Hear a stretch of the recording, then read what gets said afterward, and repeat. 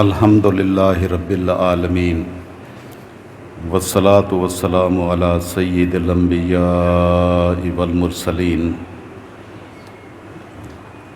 اما بعد فاعوذ باللہ من الشیطان الرجیم بسم اللہ الرحمن الرحیم ربنا انی اسکنت من ذریتی بواد غیر ذی زرع عند بیتک المحرم ربنا لیقیموا الصلاۃ فاجعل افئدة من الناس تہوی الیہم وارزقہم من الثمرات لعلہم یشکرون۔ صدق اللہ مولانا العظیم وصدق رسولہ النبی الامی الکریم ونحن علی ذلک من الشاہدین والشاکرین والحمد للہ رب العالمین۔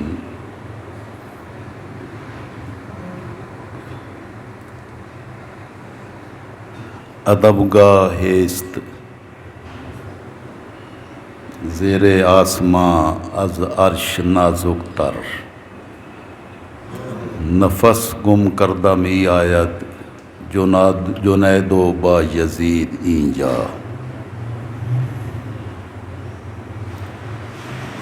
آسمان کے نیچے ایک ایسی ادبگاہ ہے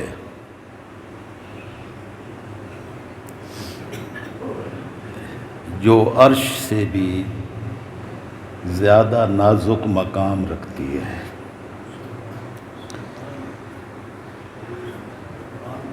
بڑی بڑی ہستیاں جب اس بارگاہ میں حاضری دیتی ہیں تو اپنی سانس روک کے حاضری دیتے ہیں کہ کہیں سانس لینا بھی گستاخی نہ بن جائے۔ کسی نے کہا حرم کی زمین اور قدم رکھ کے چلنا، ارے سر کا موقع ہے او جانے والے، کہ حرم کی زمین ہو، مدینہ طیبہ کی گلیاں ہوں، مسجد نبوی کے مقامات ہوں، اور انسان اپنے قدموں کو اس زمین پر رکھ کر چلے تو اے جانے والے، یہ سر کے بل چل کے جانے کا موقع ہے، پاؤں کے بل چل کے جانے کا موقع نہیں ہے۔ ان کے تو فعل حج تو خدا نے کرا دیے، اصل الاصول حاضری اس پاک در کی ہے۔ اللہ نے تاجدار کائنات صلی اللہ تعالی وسلم کے صدقے میں حج تو کروا ہی دیے ہیں۔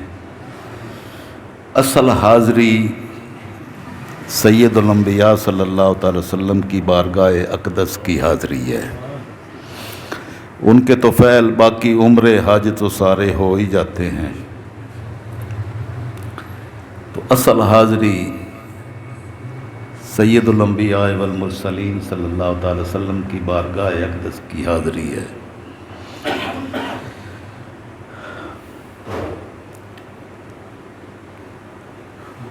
داستان سفر حرمین شریفین بڑی نازک ہے۔ کہاں ہمارے جیسے گناہ گار لوگ اور کہاں وہ حرمین شریفین، تو اگر وہاں سے کہیں بلاوا آ جائے تو یہ سوائے ان کے کرم کی بات کے اور کچھ نہیں ہے۔ سیدنا ابراہیم خلیل اللہ جد الانبیاء نے جب سیدنا اسماعیل ذبیح اللہ کو بچپن میں اپنی والدہ کے ساتھ بیت اللہ شریف جو ابھی تعمیر نہیں ہوا تھا تو اس کے جہاں دروازہ ہونا تھا تو دروازے کے سامنے اللہ کے گھر کے سامنے جب اللہ کے حکم کی تعمیل میں ان کو چھوڑا تو مروہ کی پہاڑی پر واپس جاتے ہوئے یہ دعا کی تھی جو میں نے آیہ مبارکہ سورہ ابراہیم کی آیت نمبر 37 کی تلاوت کی ہے، یہ دعا مانگی تھی۔ سیدہ ہاجرہ کو اس چٹیل وادی میں جس کو قرآن مقدس نے وادی غیر ذی زرع کہا، جس میں ایک تنکا بھی پیدا نہیں ہوتا تھا زراعت کا، سبزے کا، تو اللہ کی بارگاہ میں دعا کی کہ باری تعالیٰ میں نے اپنی ذریت کو تیرے گھر کے پاس اس وادی غیر ذی زرع میں چھوڑا ہے، تیرے مقدس محرم حرمت والے عظمتوں والے گھر کے پاس چھوڑا اس لیے ہے ربنا لیقیموا الصلاۃ، باری تعالیٰ وہ یہاں تیرے گھر میں نماز قائم کریں۔ فَاجْعَلْ أَفْئِدَةً مِّنَ النَّاسِ، اب تیری بارگاہ میں التجا ہے کہ تو لوگوں کے دلوں کو ایسا بنا دے، لوگوں کے دلوں میں ایسی کیفیات پیدا کر دے، تہوی الیہم، کہ وہ جو میری یہ اولاد ہے نا، میری ذریت ہے، ان کی زیارت کے لیے لوگ پوری دنیا سے گرتے پڑتے آئیں، یعنی طرح طرح کی بے شمار تکالیف راستے کی اٹھا کر بھی اس محبت کے نتیجے میں جو ان کے دلوں میں ان کی زیارت کا شوق اور ان کی زیارت کی تڑپ پیدا کر دے، اور اتنی پیدا کر دے کہ وہ گرتے پڑتے اس جگہ کی زیارت کے لیے، ان کی زیارت کے لیے، میری اولاد اور میری ذریت کی زیارت کے لیے گرتے پڑتے ہیں۔ تہوی الیہم، یعنی ان کے دلوں میں میری ذریت کی محبت ایسے پیدا کر دے۔ پھر باری تعالیٰ جب وہ اتنے لوگ یہاں پر آئیں تو پھر ان کو پھلوں کا رزق عطا فرما۔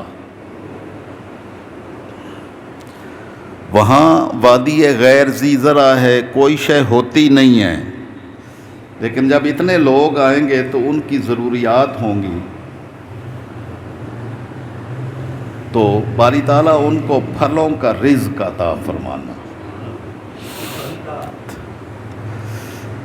تو وہاں ہوتا کچھ نہیں ہے، لیکن اللہ کے خلیل کی دعا کا نظارہ ایسے نظر آتا ہے کہ روئے زمین کا کوئی پھل ایسا نہیں ہے جو وہاں نہ ملے۔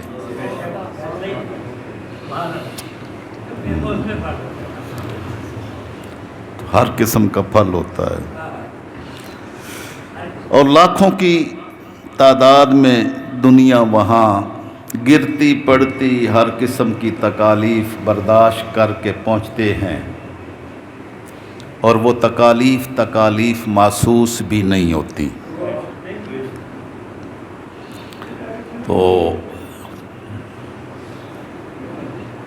یہ اسی دعا کا نتیجہ ہے۔ ابھی اللہ نے یہ سعادت مجھ جیسے مسکین اور ہمارے اور بھی بہت سارے بے شمار دوست احباب کو نصیب ہوئی، تو وہاں الحمدللہ چلتے پھرتے رہے، آتے جاتے سرکار کی چوکھٹ پہ حاضریاں ہوتی رہیں،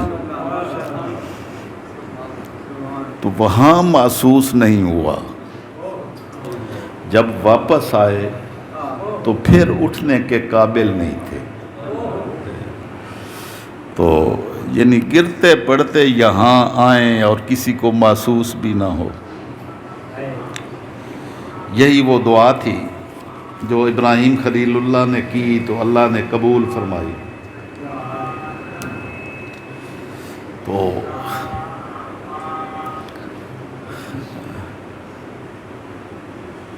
میں تو عمرہ بھی تاجدار کائنات صلی اللہ تعالی وسلم کی طرف سے کرتا ہوں۔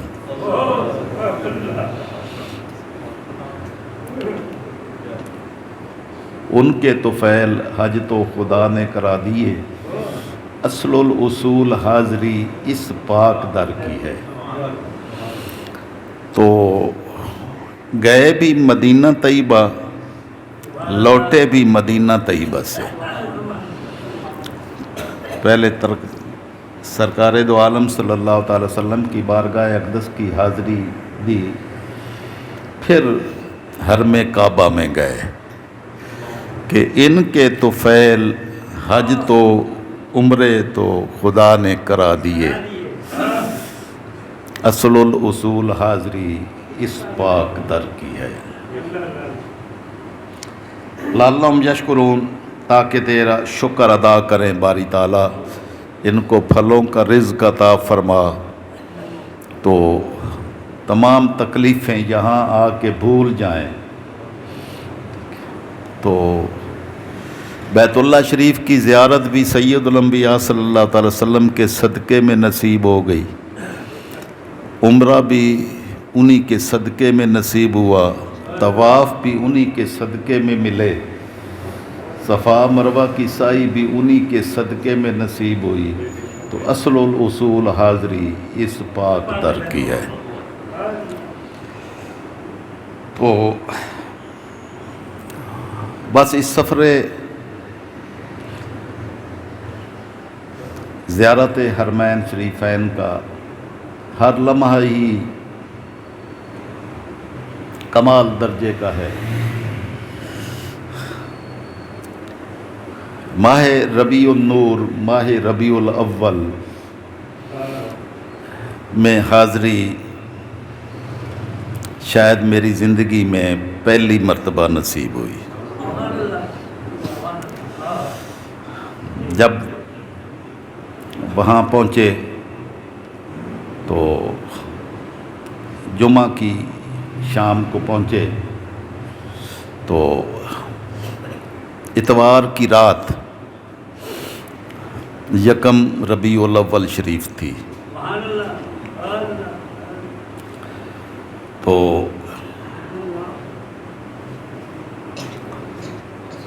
سید الانبیاء صلی اللہ تعالی وسلم کے میلاد مبارک کے مہینہ میں، جس میں سید الانبیاء صلی اللہ تعالی وسلم کی تشریف آوری ہوئی اور آقا کی تشریف آوری سے کائنات کی ہر شے روشن و منور ہو گئی۔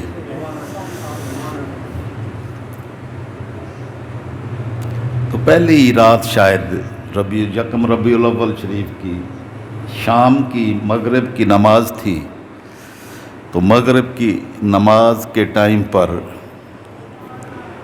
آپ لوگ بھی محفل میلاد مصطفیٰ صلی اللہ تعالی وسلم کا انعقاد کرتے ہیں۔ اس کے مختلف رنگ اور مختلف انداز ہیں۔ وہاں امام مسجد نبوی نے بھی سید الانبیاء صلی اللہ تعالی وسلم کے میلاد کا تذکرہ کیا، اور وہ میلاد کا تذکرہ شاید ہم تو اپنی زبان میں کرتے ہیں، اپنے الفاظ اور اپنے جملوں سے کرتے ہیں، لیکن مسجد نبوی شریف کے امام نے قرآن مقدس کی آیات مبارکہ کی شکل میں کی، اور مغرب کی نماز میں انہوں نے جو سورت تلاوت کی وہ سورت تھی والضحیٰ واللیل اذا سجا۔ میں تو جتنا اس محفل میلاد سے محظوظ ہوا اور جتنا مجھے کیف نصیب ہوا، اس دفعہ شاید ہی کبھی اتنا کیف نصیب ہوا ہو۔ جب انہوں نے نماز کے اندر، میرا معمول تقریباً ایسا ہے کہ اگر مجھے حاضری کا شرف نصیب ہو تو میں مسجد نبوی شریف کے اندر وہ 6 چھتریاں جو مسجد نبوی شریف کا سین ہے، جہاں سے تاجدار کائنات صلی اللہ تعالی وسلم کا روضہ اقدس سامنے نظر آتا ہے، تو نماز بھی ادا کر رہے تھے اور روضہ انور کی زیارت بھی کر رہے تھے۔ میری کوشش ہوتی ہے کہ میں وہاں اس جگہ پہ بیٹھوں جہاں سے منہ حرم کعبہ کی طرف ہو اور گنبد خضرا کے جلوے بھی نظر آ رہے ہوں۔ تو وہاں جب نماز میں انہوں نے یہ والضحیٰ کہا، قسم ہے اس دن کی جس دن سید الانبیاء صلی اللہ علیہ وسلم آپ کی ولادت ہوئی۔ والضحیٰ کا معنی ہے وہ دن، اس کی قسم جس دن سید الانبیاء صلی اللہ تعالی وسلم کی ولادت باسعادت ہوئی۔ واللیل اذا سجا، قسم ہے اس رات کی جس رات میں سید الانبیاء اپنے رب کریم کی دیدار کے لیے لامکان کی رفتوں اور بلندیوں میں تشریف فرما ہوئے۔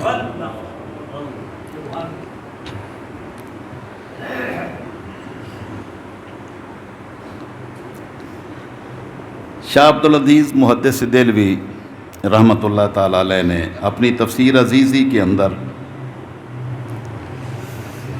جو اس سورہ مبارکہ کے حوالے سے بیان کیا، تو میں نے وہ معنی کیا ہے جو شاہ عبدالعزیز محدث دہلوی نے فرمایا۔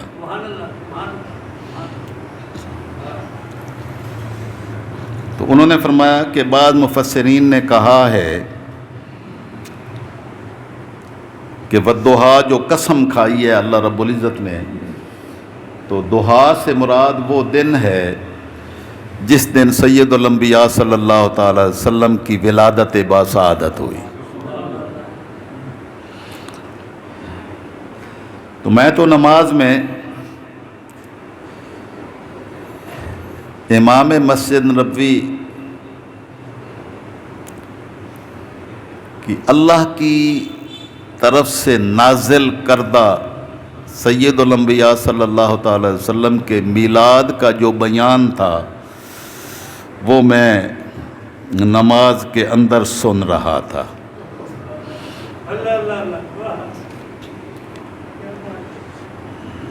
اور شاہ عبدالعزیز فرماتے ہیں کہ بعض نے کہا کہ ضحیٰ سے مراد سید الانبیاء صلی اللہ تعالی وسلم کا چہرہ انور ہے، تو والضحیٰ کا معنی ہوا قسم ہے اس چہرہ اقدس کی جو میرے سید عالمین محبوب رب العالمین کا چہرہ اقدس ہے، اس کی قسم۔ اور لیل سے مراد سید الانبیاء صلی اللہ تعالی وسلم کی زلفیں مبارکہ ہیں جب وہ آپ کے چہرہ انور پر پھیل جائیں۔ تو نماز ادا ہو رہی تھی، ساتھ سید الانبیاء صلی اللہ تعالی وسلم کے چہرہ اقدس کی جو رب کریم قسمیں کھاتا ہے اور آپ کی زلف عنبرین کی قسمیں کھاتا ہے، اس کا بیان بھی ساتھ ساتھ ہو رہا تھا۔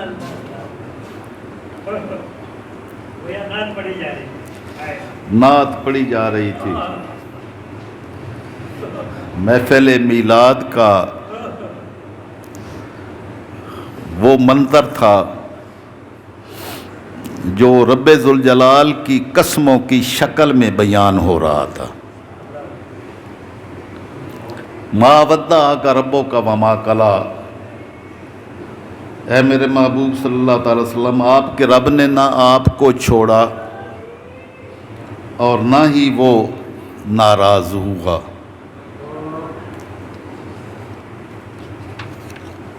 وَلَلْآخِرَةُ خَيْرٌ لَكَ مِنَ الْأُولَىٰ، ہر آنے والی گھڑی اے میرے محبوب آپ کے لیے پہلی گھڑی سے بہتر ہے۔ یعنی اللہ نے آپ کو جتنے مقامات پہلے عطا فرمائے ہیں تو اس میں ہر وقت اضافہ ہو رہا ہے، اور آنے والی اگلی گھڑی پہلی گھڑی سے اور زیادہ عظمتوں اور رفتوں والی ہے، اور آپ کی عظمتوں کو مالک 4 چاند اور لگا رہا ہے۔ وَلَسَوْفَ يُعْطِيكَ رَبُّكَ فَتَرْضَىٰ، میرے محبوب صلی اللہ تعالیٰ علیہ وسلم، آپ کو آپ کا رب اتنا عطا کرے گا کہ آپ راضی ہو جائیں گے۔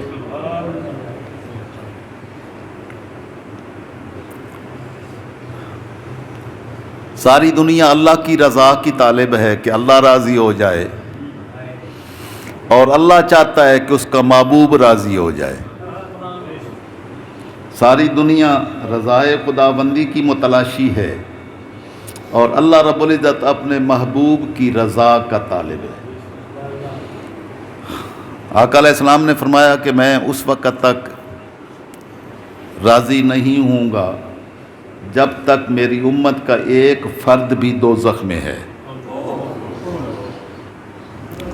تو رب ذوالجلال اپنے محبوب کی رضا کی خاطر ہم جیسے گناہگاروں کو بھی جنت میں داخل فرمائیں گے۔ ریاض الجنہ، یہ میں نے جو بات کی ہے نا، ایسے نہیں کی ہے، اس کی ابھی دلیل دیتا ہوں۔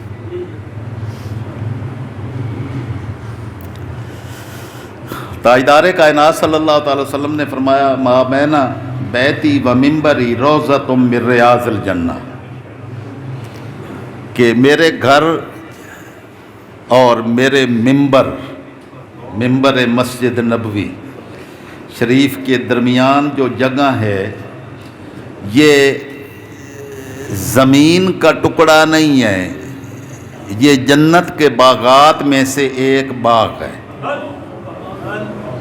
تو اللہ نے جنت کا ایک باغ، جنت کا ایک ٹکڑا وہاں سے اتار کے تو مسجد نبوی اور حضور صلی اللہ تعالی وسلم کے در انور پر رکھ دیا۔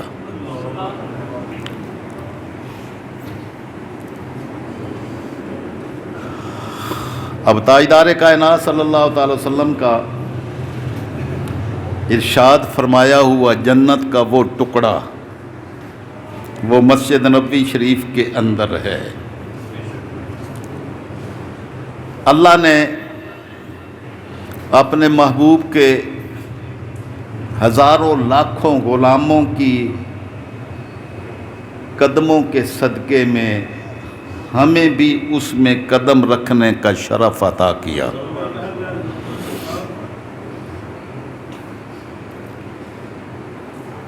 تو وہاں یہ میری زندگی میں پہلی مرتبہ میری سوچ میں یہ چیز وہاں پر آئی کہ دنیا تو مرنے کے بعد، آخرت کے حساب و کتاب کے بعد جنت میں جائے گی۔ سید الانبیاء والمرسلین نے تو ہم جیسے گناہ گاروں کو یہاں دنیا میں ہی جنت میں داخل فرما دیا۔